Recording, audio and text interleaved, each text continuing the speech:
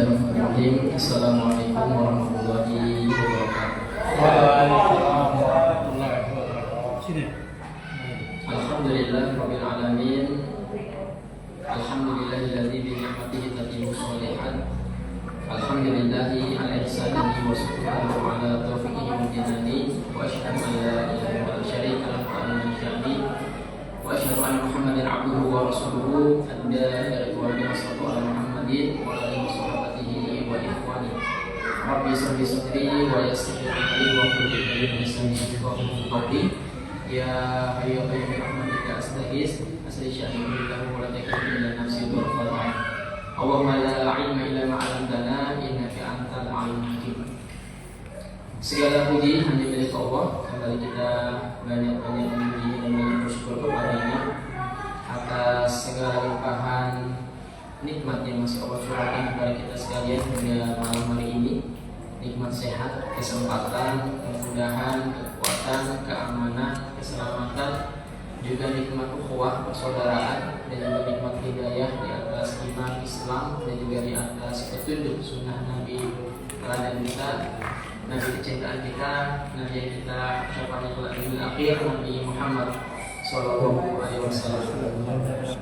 Jauh sekalian bahwa Bapak Ibu rahimahullah taala wa inna alhamdulillah, sebuah kesyukuran bagi kami bisa kembali berziarah menuju Masjid Baitur Rahim bersama-sama kita berbagi nasihat. Ini juga salah satu kewajiban kita sebagai seorang muslim, hak seorang muslim. Wa idza stansahaka fansur, kalau kita diminta untuk memberikan nasihat, maka berikanlah nasihat. Ya, ini adalah hak yang harus kita berikan kepada kita. Baik, jemaah, sebelum kita masuk materi kita, kembali kami ingatkan, alhamdulillah kita terasa sudah masuk di bulan yang kelima dalam Hijriah, yaitu Jumadil Awal atau Jumadil Al-Ula. Ini merupakan bulan bersejarah juga kalau kita ingat jemaah beberapa peristiwa yang terjadi di bulan ini. Ya. Yang pertama, bulan ini adalah bulan di mana Rasulullah SAW menikah dengan Khadijah bintu Khuwailid, perempuan yang pertama kali beriman dan masuk Islam, perempuan yang telah rela mendedikasikan dirinya untuk sama-sama berjuang bersama Rasulullah, akan mengorbankan harta di jalan Allah Subhanahu Wa Taala, ya, habis-habisan. Ini Khadijah, dan dari beliau lahir anak-anak Rasulullah SAW. Ya, makanya akhirnya jemaah Rasul menyebutkan dalam sebuah sabda bahwa khairul nisa'i alamin arba'un, ada 4 perempuan penghuni surga atau perempuan yang mulia. Yang pertama adalah Maryam binti Imran, Maryam putrinya Imran. Kedua Khadijah bintu Khuwailid. Ketiga adalah Fatimah binti Muhammad SAW. Yang keempat Asia Ibrahim Fir'aun. Dan memang keempat perempuan ini sungguh luar biasa kesabaran mereka dalam menjaga keimanan mereka.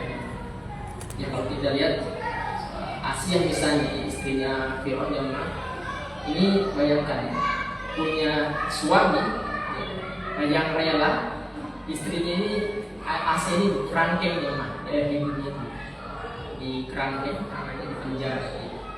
Ini suami yang bagaimana itu ya. Tentunya ini ujian bagi Asia. Nah, di bulan ini juga jemaah kata Allah lahir Khalifah yang keempat, Ali bin Abi Thalib, ya. Dia merupakan salah satu pemuda yang pertama kali masuk Islam, Ali, ya. Dan kalau kita lihat dalam sejarah jemaah, sosok Ali ini hampir menjadi jagoan Rasulullah. Ya, ketika peperangan itu biasanya sebelum berperang ada namanya mubarazah, perang tanding. Jagoan musyrikin muncul, jagoan muslim juga dimunculkan. Dan Ali ini kerap keluar dari kaum muslimin. Dan hampir dalam perang tanding itu jarang dikalahkan Ali bin Abi Thalib. Ini salah satu pemuda yang luar biasa. Nah, di bulan ini juga jamaah lahir 2 cucu Rasulullah, ya, Zainab dan juga Imam Ali Zainal Abidin. Ini seorang cucu yang cukup luar biasa juga, ya, kiprahnya. Di Madinah ini pernah ada sedekah misterius, ya. Jadi di depan rumahnya para fukara, orang miskin di kota Madinah ini kerap ada tiba-tiba di depan rumahnya gandum makanan. Dan tak tahu siapa yang kasih. ini berlangsung cukup lama. Dan ini terjadi ketika meninggal cucunya ini. Dan terbongkarlah bahwa ternyata selama ini dialah yang membawa menghadirkan makanan-makanan kepada orang fakir miskin di kota Madinah. Ya. Dan di bulan ini juga jamaah lahir tokoh yang cukup terkenal juga, penulis kitab Ihya Ulumuddin Imam Ghazali, dan juga imam yang jadi madhabnya negara kita Indonesia atau secara umum Asia Tenggara, Imam Syafi'i rahimahullah. Ini lahir di bulan ini Jumadil awal ya. Dan di bulan ini juga gugur beberapa tokoh-tokoh Islam juga. Yang pertama Fatimah, anak Rasulullah, yang wafat di bulan ini. Kemudian 3 panglima besar yang meninggal berurutan ya. Yang pertama Zaid bin Harithah, kedua Abdullah bin Rawahah, yang ketiga Ja'far bin Ali bin Abi Thalib. Ini wafat berurutan di bulan ini. Atas sebab apa jamaah? Ketiga ini menjadi panglima dalam perang Mu'tah ya. Perang melawan Romawi Timur atau di Bizantium, terus sekarang Yordania. Jadi harus mengamanahkan kalau Zaid bin Harithah wafat, gantikan dengan Abdullah bin Rawahah. Kalau Hamzah wafat, gantikan dengan Ja'far bin Ali bin Abi Thalib. Dan ternyata ketiga ini meninggal semua panglima. Dan nanti puncaknya digantikan oleh Khalid bin Walid baru mendapatkan kemenangan di bulan ini. Ya. Kemudian meninggal juga Thalhah bin Ubaidillah di bulan ini dalam perang Jamal. Ya. Fitnah yang ya Qadarullah ini perbedaan pendapat pada waktu itu jamaah. Ketika wafatnya Utsman bin Affan, meninggal jamaah keluarganya Utsman, Aisyah, kemudian di belakang beliau Zubair bin Awwam dan Thalhah bin Ubaidillah. Ini menginginkan agar yang membunuh itu segera dieksekusi. Para pemberontak Khawarij ini segera dieksekusi. Tapi Ali pada waktu itu yang menjadi khalifah menggantikan Utsman bin Affan mengatakan jangan dulu. Ini negara belum stabil. Tetap kita akan eksekusi, tapi tunggu, jangan sekarang. Dari perbedaan pendapat terjadilah perselisihan yang jadi pertempuran jamaah. Luar biasa ini. Nah, tapi kalau kita terlalu dalam ke situ, tetap kita menghormati para sahabat. Ya. Dan juga di belakang juga di perang Uhud, perang Hudaybiyah, dan juga penaklukan Damaskus. Dan jamaah. Tema kita pada malam hari ini jamaah tentang takwa adalah bekal menuju kepada akhirat. Ya. Kalau kita perhatikan jamaah dalam Al-Quran, bahwa hampir semua nabi yang Allah Subhanahu wa taala pilih dan rasul yang Allah Subhanahu wa taala utus, itu Allah mengamanahkan kepada mereka, memberikan wasiat untuk bertakwa kepada Allah. Ya. Allah sebutkan dalam surah An-Nisa, "Wa laqad wasayna alladziina utul kitab min qablikum wa iyyakum an tattaqullah." Dan juga para nabi juga memberikan wasiat kepada umatnya untuk senantiasa bertakwa kepada Allah dimanapun kita berada. Misal hadis Rasul yang ma'ruf, Rasul bersabda sallallahu ittaqullaha haitsu ma kunta. Bertakwalah kalian kepada Allah dimanapun kalian berada. Wa adu sayi'atul hasanat tampuha. Ikutilah perbuatan buruk kalian dengan kebaikan. Itu bisa menghapuskan kesalahan-kesalahan kalian. Wa khaliqin nas bi khuluqin hasanin. Dan berakhlaklah dengan manusia dengan akhlak yang terbaik. Bahkan kalau kita perhatikan jamaah dalam Al-Quran, bahwa Allah menjadikan orang yang terbaik di sisinya, barometernya adalah ketakwaan. Inna akramakum indallah atqakum. Sesungguhnya orang yang di sisi adalah orang yang paling bertakwa dari kalian. Ya. Maka jamaah kalau kita perhatikan, ada sebuah hadis yang menarik. Rasul pernah bersabda sesampainya kepada para sahabatnya. Rasul mengatakan, "Ya ayuhan nas, wahai sekalian manusia." Ya. Ya. Rasul mengatakan, "La fadlu bainal Arab wal Ajam." Tidak ada yang berutama, baik itu orang Arab atau non Arab. Wal ahmar wal aswad, orang berkulit merah atau berkulit hitam.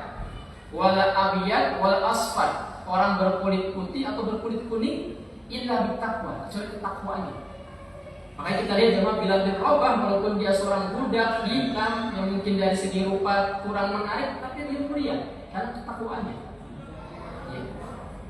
Makanya kalau kita perhatikan dalam Al-Quran juga jemaah, bahwa sebetulnya tujuan dari Allah mensyariatkan hampir seluruh ibadah-ibadah yang ada, begitu sholatnya, puasanya, zakatnya, hajinya, adalah ujungnya adalah untuk membentuk menjadi pribadi yang bertakwa.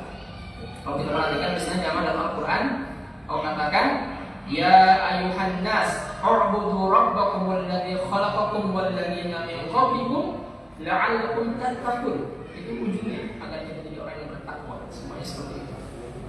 Nah, kemudian jamaah yang dimaukan, takwa juga ini merupakan salah satu sebab untuk kita bisa meraih cinta Allah. Ya. Setiap kita jamaah berhak untuk mencintai Allah. Tapi pertanyaan, apakah Allah mencintai kita? Dan di antara amalan yang dengannya bisa mengundang cinta Allah adalah ketakwaan itu sendiri. Allah mengatakan, "Innallaha yuhibbul muttaqin." Allah itu cinta dengan orang yang bertakwa. Dan apa buahnya, apa manfaatnya kalau telah mencintai seorang hamba? Dalam sebuah hadis qudsi Rasulullah bersabda, Allah berfirman, "Fa idza ahbabtu," kalau aku telah mencintai seorang hamba, "kuntu sam'ahu alladzi yasma'u bi." Aku akan menjadi pendengaran hamba tersebut yang dipakai untuk mendengar. Artinya dia hanya suka mendengar yang baik-baik saja, yang tidak baik itu tuh dipalingkan. Wa basaru alladzi yabsuru, dan aku menjadi penglihatan yang dipakai untuk melihat. Dia hanya menggunakan matanya ini, nikmat penglihatan hanya untuk melihat yang Allah ridhoi saja, yang tidak dia palingkan, dia tundukkan karena Allah. Wa yadau alladzi yabtisu biha, dan aku menjadi tangannya, dia dipakai untuk memegang. Dia gunakan tangannya ini jangan bukan untuk berbuat zalim, tapi untuk membantu orang dan seterusnya. Tangannya kekuasaannya untuk memberikan kemaslahatan kepada masyarakat, bukan untuk berbuat zalim kepada mereka. Waris alladzi yamshi biha, dan aku menjadi kakinya yang dipakai untuk melangkah. Dia menggunakan kakinya itu jangan untuk menuju kepada tempat-tempat yang Allah ridhoi saja, bukan kepada Allah larang. Wa idza sa'alani la u'tiyana, kalau dia minta kepadaku, aku akan beri. Wa la ista'adzani la u'idana, kalau dia minta dilindungi, aku akan berikan perlindungan kepada hamba tersebut. Ini di antara buah jamaah kalau Allah telah mencintai seorang hamba-Nya. Kemudian jamaah di antara utamaan takwa juga, tidak hanya di akhirat, sebetulnya di dunia juga Allah telah berikan dulu sebelum di akhirat. Ya. Janji-janji Allah dalam Al-Quran ini jelas, Allah akan memberikan banyak kemudahan bagi kita-kita yang senantiasa bertakwa kepada Allah. Misalnya Allah sebutkan dalam surat Tolak ayat 2 dan 4, Allah katakan, "Wa may yattaqillah," barang siapa bertakwa kepada Allah, yaj'al lahu makhraja, Allah akan berikan kepada kita jalan keluar dari setiap permasalahan kita. Setiap kita ada masalah jamaah, setiap kita diuji masing-masing, berbeda-beda. Ada yang diuji dengan pasangannya, ada yang diuji dengan anaknya, ada yang diuji dengan pekerjaannya, ada yang diuji dengan tetangga dan seterusnya. Takwa solusinya jemaah. Bahkan Allah katakan, "Wa yarzuqhu min haitsu yahtasib." Allah akan memberikan dia rezeki dari arah yang dia sangka-sangka. "Wa may yattaqillaha yaj'al lahu min amri yusra." Barang siapa bertakwa, Allah akan mudahkan urusan-urusannya. Yang berat Allah akan ringankan, yang sulit Allah akan mudahkan dengan izin Allah. Wa may yattaqillaha yukaffir anhu sayyi'atihi wa yu'dhim lahu ajra. Barang siapa bertakwa Allah, Allah akan hapuskan kesalahan-kesalahannya dan Allah akan besarkan pahalanya. Kemudian juga jamaah di antara keutamaan yang bisa kita dapatkan jamaah daripada takwa ini juga, bahwa surga ya, dengan berbagai macam fasilitas yang Allah Subhanahu wa taala janjikan, ini memang sejalan bagi mereka yang bertakwa. Kalau kita perhatikan dalam surat Al-Imran misalnya, Allah katakan jamaah, "Wasari'u ila maghfiratin min rabbikum wa jannatin 'arduha samawati wal ardh u'iddat lil muttaqin." Bersegeralah kalian menuju kepada ampunannya dan menuju kepada surganya yang luasnya seluas langit dan bumi, Allah sediakan bagi mereka yang bertakwa. Sekarang pertanyaannya jamaah, apa itu takwa? Apa itu takwa? Yang pertama jamaah dijelaskan oleh sahabat yang mulia Abdullah bin Mas'ud radhiyallahu anhu, takwa adalah ada 3 ya. Yang pertama, innallaha yudkar wa la yunsa. Sesungguhnya Allah itu zat yang harus terus kita ingat, jangan kita lupakan dalam kondisi apapun. Susah, senang, sempit, lapang, sendirian ataupun banyak orang, tetap kita ingat kepada Allah pencipta kita. Jangan kita lupakan Allah. Barang siapa di antara kita coba melupakan Allah, dia akan dilupakan oleh Allah Subhanahu wa taala. Yang kedua, innallaha yuskar wa la yukfar. Allah adalah zat yang harus kita bersyukur atas segala nikmat Allah berikan kepada kita, sekecil apapun. Yang kita kufur nikmatnya mana? Ya. Semakin banyak nikmat yang kita dapatkan, harusnya kita semakin bersyukur. Dan apa tandanya syukur kepada Allah? Semakin taat kepada Allah. Ya, kita malah semakin jauh daripada Allah. Itu namanya kufur nikmat. Yang ketiga, innallaha yuqa wa la yusa. Allah adalah zat yang harus kita taati dan kita maksiati. Yang kedua jamaah, penjelasan takwa adalah dari khalifah yang keempat Ali bin Abi Thalib radhiyallahu mengatakan takwa itu ada 4 paling tidak pendekatannya. Yang pertama, ya, beliau mengatakan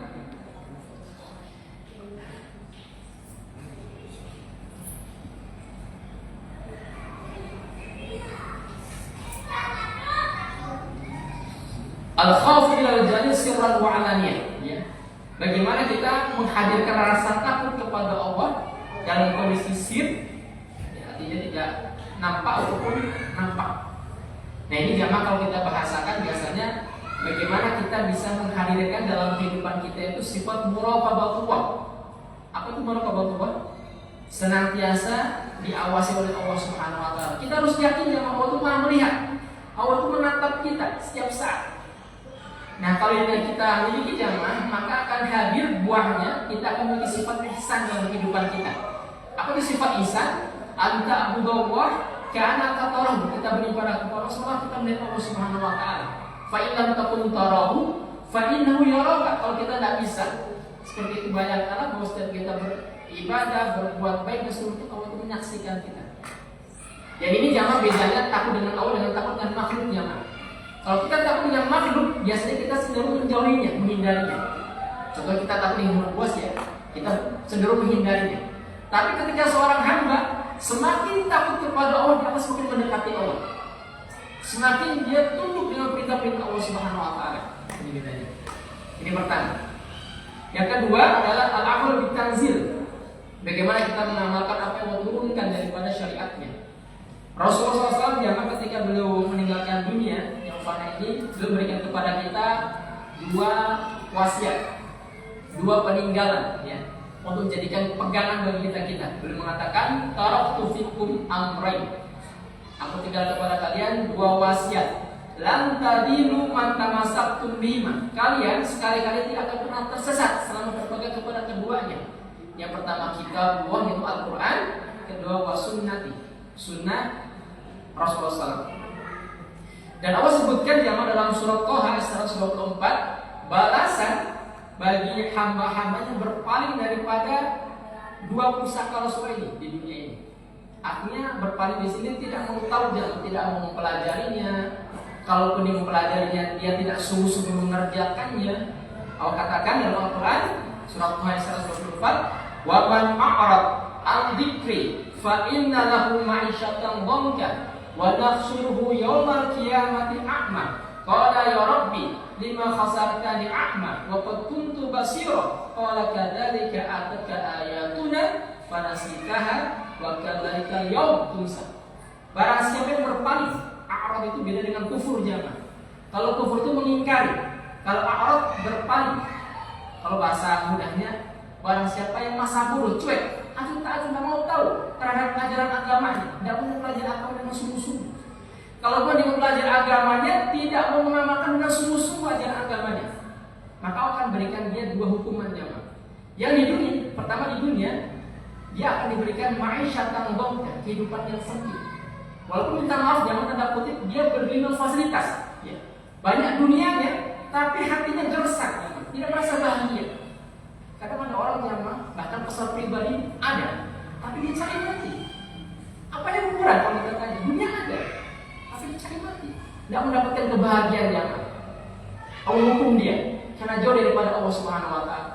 Dan nanti di akhirat wa yaumil qiyamati, jadi apa kebangkitan dalam kondisi akma, bukan. Dia akan protes di hadapan Allah, ya Rabb, lima khasartani a'ma wa qad kuntu basir. Ya Rabb, kenapa aku dibangkitkan dengan buta padahal aku bisa melihat? Apa kata Allah? Qala kadzalika ataka ayatuna fanasitaha wa kadzalika yaum tunsa. Demikianlah kata Allah, telah datang kepada aku peringatan-peringatanku, ayat-ayatku, tapi engkau melupakan aku, pada hari itu dilupakan, kata Allah. Dilupakan. Ini balasan orang yang tidak mau tahu terhadap ajaran agamanya. Yang ketiga jamaah, kata Al-Bukhari adalah al-qanaa'atu bil qalil. Takwa adalah kita merasa qanaah dengan pemberian Allah meskipun kadang sedikit, ya kita syukuri. Kadang jamaah sedikit tapi kita syukuri, ini jauh lebih baik daripada banyak tapi kita kufur nikmat. Maka mari jamaah, sekitar apa nikmat yang diberikan kepada kita, mari kita syukuri jamaah, jangan kita kufur nikmatnya. Yang ketiga, kata Ali bin Abi Thalib, takwa adalah al-isti'dadu liyaumir rahim. Kita bersiap-siap untuk berpisah dengan dunia yang fana ini. Tentunya jamaah semua kita yakin sadar bahwa setiap jiwa kita ini yang bergerak pasti akan ada titik penghabisannya. Kita semua akan mengalami namanya al-maut, kematian. Tidak ada yang kekal jamaah, yang kekal. Ya. Maka dari itu sebagai seorang mukmin jamaah harus terus waspada, harus terus hati-hati karena kematian jamaah tidak pandang bulu, tidak harus mengenai orang yang sudah tua atau yang sakit. Anak muda bisa kena, bahkan anak kecil pun bisa kena. Dan kita ini adalah menunggu daftar saja. Jadi kemarin ini pakai daftar cabut, bukan daftar tunggu. Siapa yang sudah takdirkan aja akan datang. Makanya kita harus siap-siap, jangan merasa kita aman daripada kematian ini. Makanya Rasulullah ditanya kepada para sahabat, ayyul mu'min aqyas, siapakah orang beriman yang cerdas itu? Siapa orang beriman yang cerdas itu? Rasul mengatakan Allah wa Rasul alam. Allah dan Rasul mengetahui. Ya, beliau mengatakan orang yang cerdas adalah liman aktsara limauti dzikra. Orang yang banyak ingat kematian, wa ahsanahu lima ba'dahu isti'dadan, dan orang yang paling baik persiapannya untuk menjemput kematian. Artinya kalau saya meninggal apa yang saya bawa ini? Ini sudah persiapan. Ini makanya harus kita semua saling mengingatkan. Makanya ulama kita mengatakan barang siapa yang ingin kematian maka Allah akan muliakan dengan 3. Barang siapa yang ingin kematian maka Allah akan muliakan dengan 3. Yang pertama adalah sur'atut taubat, dia akan segera bertobat dari kelalaian-kelalaiannya. Yang kedua, dia akan mempunyai sifat qanaah, ya. Apapun yang Allah berikan kepada dia syukuri. Yang ketiga, dia akan rajin beribadah kepada Allah. Sedangkan orang yang tidak ingat mati jamaah, Allah akan hukum dengan 3. Akan hukum yang pertama, dia akan menunda tobat, nanti saja. Nanti ditunda-tunda terus, tenggelam dalam kelalaian-kelalaiannya. Yang kedua, dia akan malas beramal soleh. Yang ketiga, dia akan punya sifat tamak dalam kehidupannya, rakus dalam masalah ini, sampai terkadang akhiratnya diabaikan untuk mendapatkan. Padahal jemaah, sekali lagi Rasul pernah jalan bersama para sahabat jemaah, ketika ya jalan, kemudian Rasul kasih dia seekor kambing yang sudah menjadi bangkai dan matanya sebelah buta. Cuma kepada para sahabat, apakah di antara kalian ada yang mau kambing ini dengan 1 dinar harga? Ya Rasulullah, jangankan 1 dinar, ya, dikasih pun kamu tak mau. Sudah jadi bangkai buta lagi, kan? Cuma apa? Wahai demi Allah, dunia isi otot lebih dari ini, lebih dari ini. Makanya jangan ketika para sahabat datang ke rumahnya Rasulullah yang begitu sederhana, bahkan kalau masuk rumah Rasul itu karena pintunya pendek ya, dan mereka harus tidak ada yang mewah. Di rumah ombak, pedang yang ada. Kemudian tempat tidurnya cuma dari pelepah kurma. Kalau boleh bagi dari tidurnya itu ada berat-berat yang ada. Para sahabat sempat menangis, ya Rasulullah, raja-raja Romawi itu dengan kemewahannya, dengan makanan-makanannya, dengan penjara-penjara Anda cuma seperti itu. Apa kata Rasulullah kepada para sahabat? Ma'ana wa dunya, apa urusan saya dengan dunia, kata Rasulullah? Illa qaraqib yastalilu tahta syajaratin sumaraha wa taraka. Ibarat saya dengan ini seperti orang yang berkendaraan, kemudian saya singgah sebentar di sebuah pohon yang rindang, kemudian saya tinggalkan begitu saja. Itu kan begitu yang ini. Coba kita ini nyaman, ya. Ingat-ingat kita tuh bayangkan kita kalau dulu masih kecil, SD, tiba-tiba sudah SMP, ini sudah SMA. Ini antara kita sudah selesai kuliah, sudah menikah, sudah punya anak, bahkan sudah cukup. Nah, terasa cepat ini. Makanya mari jangan sampai kita lari dengan dunia ini, dan terus kita persiapkan bekal yang terbaik kita untuk akhirat kita. Dan terakhir jemaah, penuturan Umar bin Khattab ya tentang masalah takwa. Beliau mengatakan takwa adalah tarku dzunub saghiraha aw kabiraha dzalika kufr. Tinggal baik yang kecil ataupun yang besar. Itulah takwa. Jadi jamaah orang beriman jangan melihat cuma dosa kecil saja. Jangan pernah kita meremehkan jamaah sekecil apapun dosa. Sebagaimana kita jangan meremehkan kebaikan sekecil apapun, karena kita tahu kebaikan yang mana yang bisa mengantarkan kita kepada surganya Allah. Dia mengatakan, berjalanlah kalian di atas permukaan bumi setelah kalian berjalan di atas syauqah, di atas duri. Kita hati-hati mana yang dihalalkan, mana yang haram, mana yang perbuatan, kita perhatikan. Dengan keadaan di akhir zaman ini, masya Allah, orang kadang halal haram hantam ini. Harus kita hati-hati dengan ini. Kemudian dia mengatakan, la tahqiranna saghira dzunub. Jangan sekali-kali kita ini orang beriman meremehkan kecilnya dosa. Fa innal jibal minal asl, karena gunung yang besar itu tersusun dari kerikil yang kecil. Dosa kecil jangan kita remehkan bisa membesarnya. Makanya baik kita terus asabah dan kita meremehkan setiap dosa kita, dan sebagaimana kita jangan meremehkan kebaikan seperti apapun. Saya kira ini jamaah apa yang bisa kami sampaikan. Nanti saya mau berusaha kalau ada yang bertanyakan kita diskusi. Subhanallah wa bihamdika asyhadu an la ilaha illa anta astaghfiruka wa atubu ilaik. Alhamdulillah, assalamualaikum warahmatullahi wabarakatuh. Waalaikumsalam.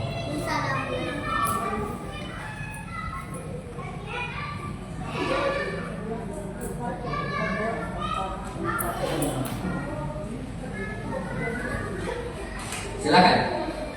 Yang di luar mungkin ada pertanyaan, silakan. Silakan.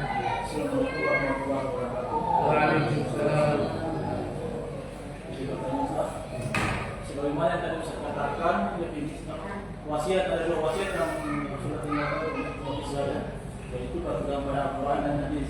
Yang saya tanyakan, dengan memiliki dua prinsip itu, berarti kita tidak jerumus atau keluar dari ajaran Islam.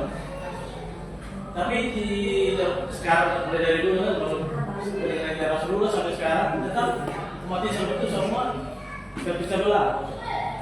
Dan ada yang saling menuduh bid'ah alirannya yang menuduh. Jadi di mana konsepnya itu, mana yang disampaikan itu tidak sinkron kan? Karena sama-sama kita itu berpegang pada Al-Quran dan hadis. Ini ternyata saling menyalahkan. Yang kedua, dengan yang tadi kita sampaikan adalah muslim yang cerdas ya. Jadi di situ kan yang mengatakan itu sudah siap dengan bekal ibadah, bekal untuk di akhir kan. Tolak ukur dari di situ bagaimana seorang itu bahwa dia sudah siap untuk amal ibadah ke depan itu untuk kehidupan akhirat. Itu Ustaz. Terima kasih. Syukur atas pertanyaan. Bismillahirrahmanirrahim. Wassalatu wassalamu ala rasulillah. Ini menarik jamaah pertanyaannya. Ya, jadi Nabi kita SAW meninggalkan kepada kita dua wasiat, dua pusaka, yang Al-Quran dan juga As-Sunnah Nabi SAW. Ini jadi pegangan kita. Pertanyaan, kenapa masih umat ini berpecah belah atau berselisih? Nah ini jamaah, bahwa alamnya yang kami pantau, yang kami lihat jamaah, ini sebab terjadi perselisihan adalah hadirnya hadis palsu. Kalau semuanya sepakat, artinya semuanya rujuk kepada hadis yang sahih, paling hasan. Ini kan hadis ini kan bertingkat-tingkat ya. Ada sahih, ada hasan, ya. Ada juga dhaif, lemah, ada yang munkar. Ada juga yang buruk, yang palsu. Nah, munculnya hadis-hadis yang ini yang bertebaran, dan memang ada orang zindik yang dia itu merusak Islam. Dia menyebarkan hadis palsu. Sehingga berbeda pendapat di sini. Kalau kita komitmen, kalau kita berpegang kepada hadis yang kuat, ya, Islam kita ada. Semuanya kita sepakat seperti itu. Bahwa alam ini yang kami pantau. Dan memang zaman di zaman Khalifah siapa itu sempat ada seorang zindik ditangkap. Ya. Dia mengatakan sebelum dieksekusi pada waktu itu, saya telah menyebarkan 100 ribu hadis palsu di teman-teman. Inilah yang terkadang terjadi bahwa alam perbedaan. Nah, ada pun dalam masalah-masalah fikih ini bisa ditolerir ya, masalah fikih ini masalah huruf itu tidak masalah ya. Ya ini kita karena para imam juga berbeda pendapat ya. Ada Imam Abu Hanifah, Imam Malik, Imam Syafi'i, Imam Ahmad, semuanya punya pendapat ya. Dan di sini semua imam juga sepakat ya, para imam ini memberikan kepada kita arahan kepada umat atau kaum muslimin agar tidak terlalu taklid buta kepada mereka. Artinya mereka mengatakan khudu min aina akhadu, ambillah dari mana saya mengambil. Selama saya mengambil rujukannya dari Quran mengambil, saya kalau tidak jangan. Berarti itu begitu. Bahkan Imam Malik, ya, Imam Darul Hijrah, Imam yang hari-hari mengajar di Masjid Nabawi mengatakan kullu qaul yuqbal wa yurad ila sahih hadal qulub. Setiap perkataan itu bisa diterima oleh pemilik tubuh ini. Rasulullah maksudnya. Semuanya seperti itu jemaah. Jadi tugas kita sebagai para penuntut ilmu ya begitu. Kita belajar dan mencoba untuk mencari pendapat yang kuat ya. Tanpa ya, kalau ada perbedaan pendapat jangan sampai tanpa harus kita artinya merendahkan ya, mencaci dan seperti itu. Kita jangan walaupun berbeda pendapat dan seterusnya, kita harus sadar bahwa kita adalah saudara ya. Ini menjadi adalah seorang bersaudara.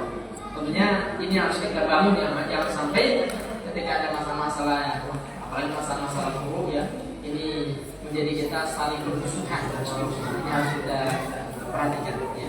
Misal contoh yang real di masyarakat, misalnya putus subulan ya.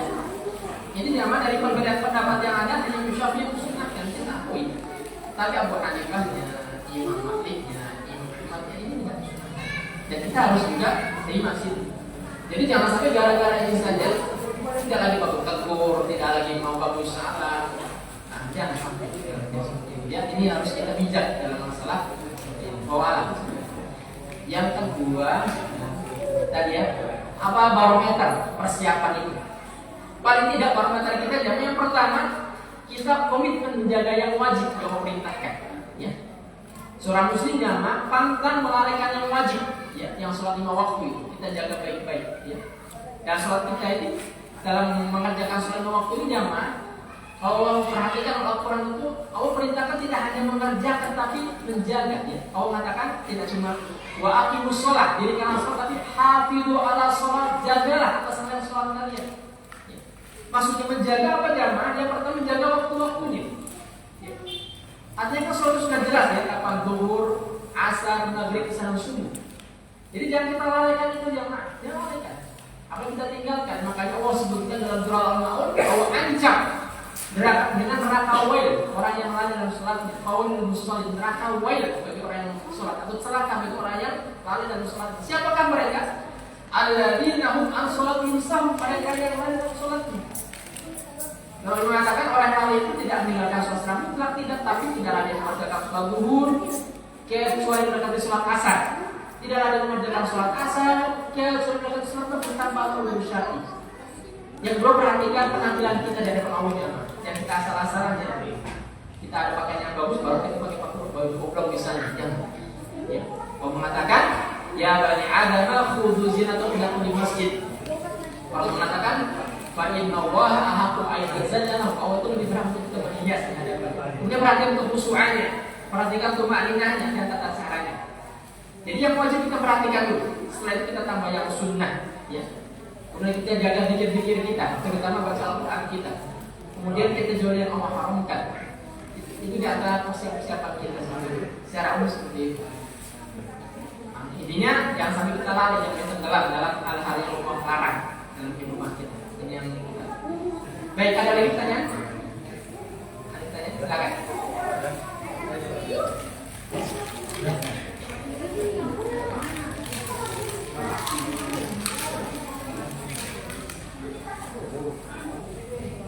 Sebelah kanan pun, kan di sebelah kiri, silakan sebelah kanan kalau ada pertanyaan. Atau di belakang, ibu-ibu ada pertanyaan. Ibu-ibu ada pertanyaan?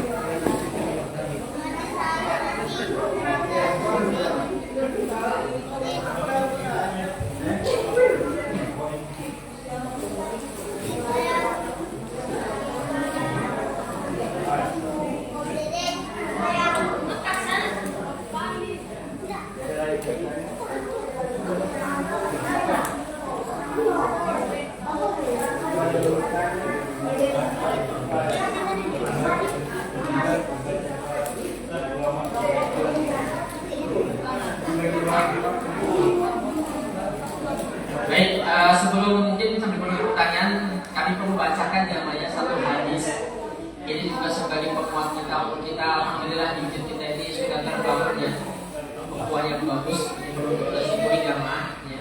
Karena selain nikmat iman dan Islam, nikmat harus juga nikmat ukhuwah persaudaraan. Dan di sini Rasul memberikan kepada kita pesan jamaah agar persaudaraan ini terus langgeng ya. Maka perhatikan hadis ini. Allah bersabda ya, SAW, la tahasad, jangan kita saling hasad, iri di antara kita. Hasad itu jamaah kalau kita melihat saudara kita mendapatkan nikmat, kita ingin nikmat hilang dari kita. Harusnya kalau saudara kita dapatkan kenikmatan, kita itu bahagia juga ya. Dan kita doakan semua nikmat ini semakin mendekatkan dia kepada Allah Subhanahu wa taala. Makanya jangan kalau kita saudara kita misalnya bisa haji, bisa umrah atau bisa beli ini dan itu, kita baca apa? La haula wala quwwata illa billah, itu saja baca. Jangan kita malah gopol, benci ya. Baca apa? Semoga kita dimudahkan seperti dia juga. Seperti itu ya. La tahasad.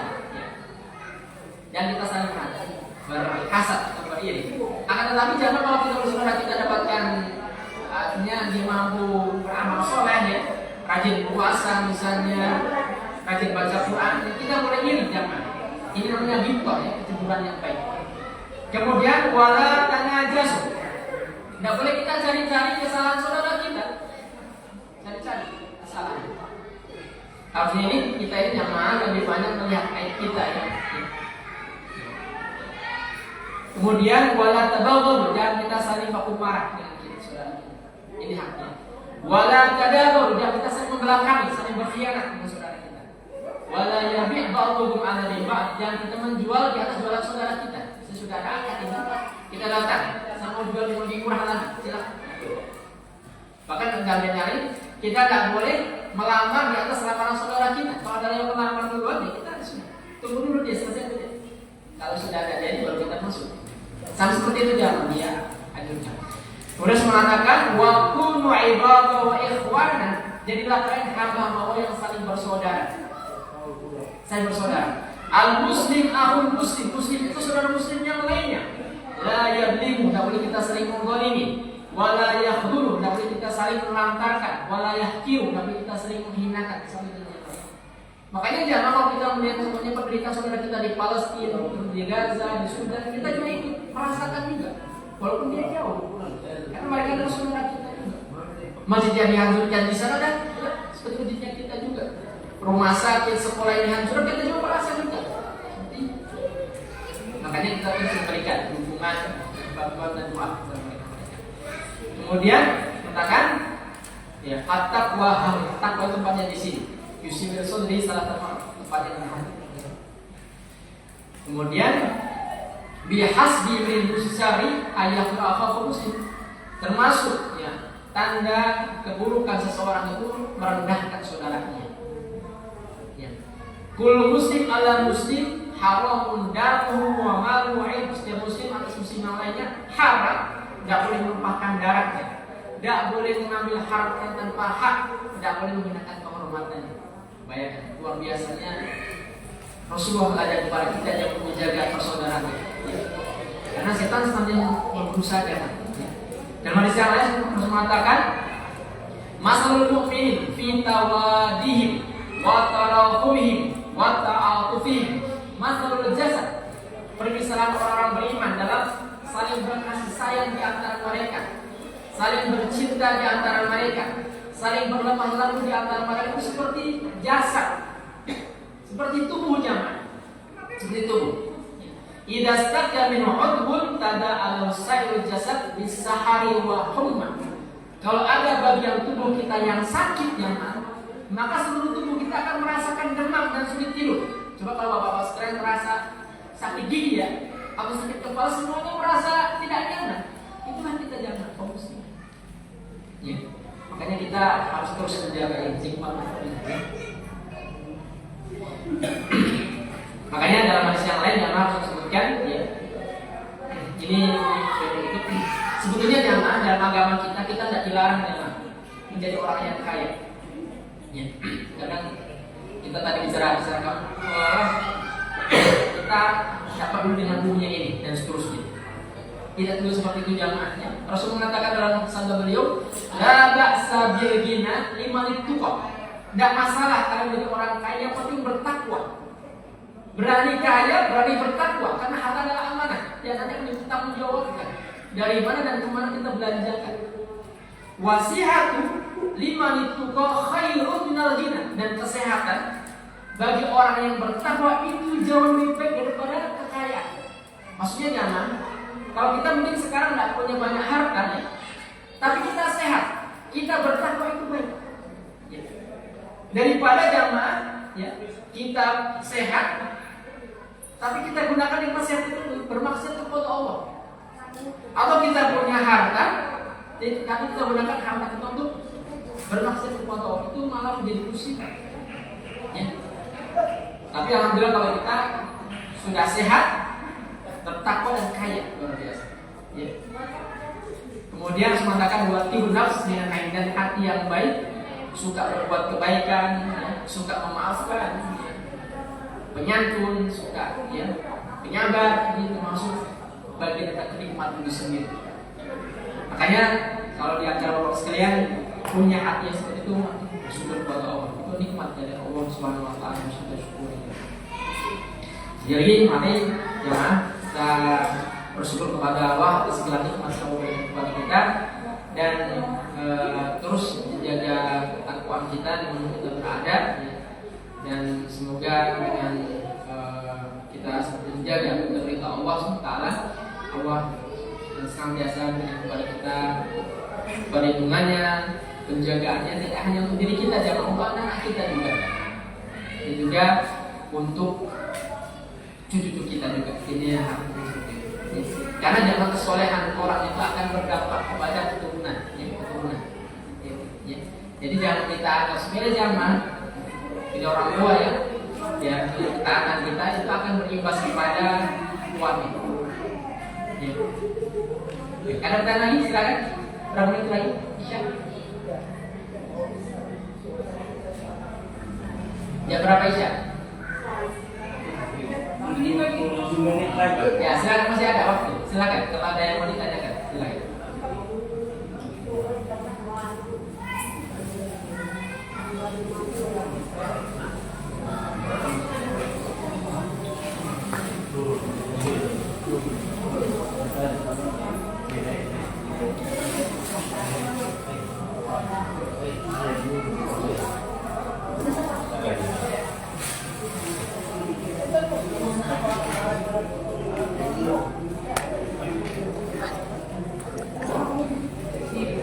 Baik, kalau tidak ada kami akhiri. Terima kasih banyak sekali lagi kami ucapkan kepada seluruh hadirin wal hadirat, Bapak Ibu sekalian yang maaf jadi teman-teman atas kehadiran perhatiannya. Semoga yang sedikit ini bisa diambil faedahnya, yang benar datang dari Allah Subhanahu Wa Taala ke sarana kami pribadi. Mari kita sempurnakan dengan doa kafatul majelis. Subhanakallahumma rabbana bihamdika asyhadu an la ilaha illa anta astaghfiruka wa atubu ilaika wa akhiru da'wana alhamdulillah. Assalamualaikum warahmatullahi wabarakatuh. Waalaikumsalam warahmatullahi wabarakatuh.